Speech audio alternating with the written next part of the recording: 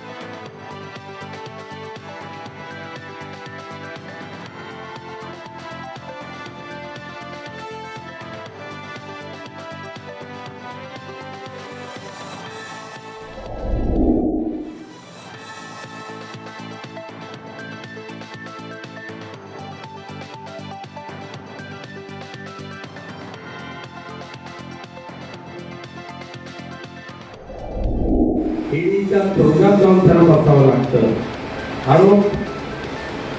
आरोप काय नाही, सर्वोच्च न्यायालयाने आदेश दिला होता की दिल्लीमध्ये सुद्धा लोकनियुक्त नेमलेले जे शासन आहे त्यांना सर्वाधिकार देण्याचा आदेश सर्वोच्च न्यायालयाने दिला. टाइम्स डिजिटलला लाईक करा, सबस्क्राईब करा, शेअर करा आणि बेल आयकॉन दाबायला विसरू नका. पाहत रहा टाइम्स डिजिटल.